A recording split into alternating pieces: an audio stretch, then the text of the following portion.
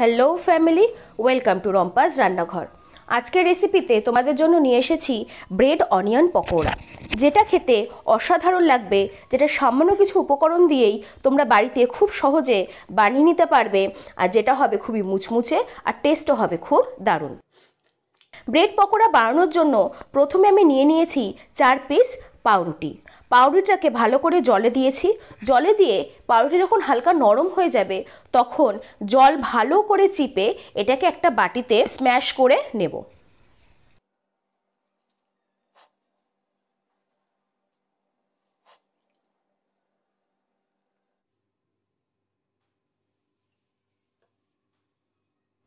এখানে পাউরুটিটাকে ভালো করে স্ম্যাশ করে নিয়েছি। তারপরেতে দিয়ে দিয়েছি পেঁয়াজ কুচি। এখানে একটা বড় সাইজের পেঁয়াজের কুচি দিয়েছি 2টো কাঁচা লঙ্কা কুচি। তার সাথে দিয়েছি বেসন। আমি এখানে প্রায় 50 গ্রাম মতন বেসন ব্যবহার করেছি। এর সাথে দিয়ে দেব 1 চামচ হলুদ, 1 চামচ লবণ আর 1 চামচ কালো জিরে, সবই ছোট চামচের 1 চামচ করে দিয়ে এই প্রত্যেকটা জিনিস হাতের সাহায্যে খুবই ভালো করে মেখে নেব।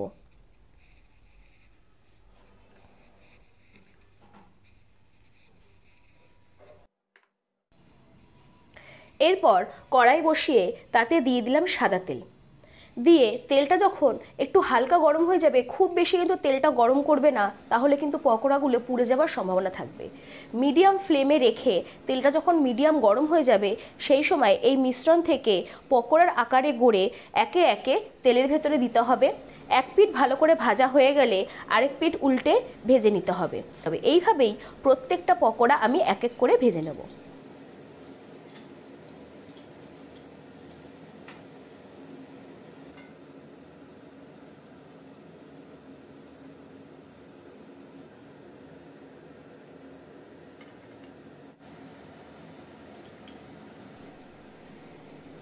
আমার এখানে প্রত্যেকটা পকোড়াই ভাজা হয়ে গেছে। এরপর এটাকে সস দিয়ে সুন্দর করে পরিবেশন করব। এটা সন্ধেবেলায় স্ন্যাক্স হিসাবে দারুণ লাগবে। চায়ের সাথে গরম গরম এই পকোড়া যেটা অসাধারণ লাগবে। তোমরা অবশ্যই এটা বাড়িতে ট্রাই করো আর আমাকে জানিও তোমাদের কেমন লাগলো। এটা হবে খুবই মুচমুচে আর খুবই ক্রাঞ্চি। তোমরা অবশ্যই এটাকে ট্রাই করো। আজকের জন্য ধন্যবাদ। তোমাদের এই রেসিপিটা কেমন লাগলো সেটা আমাকে জানিও।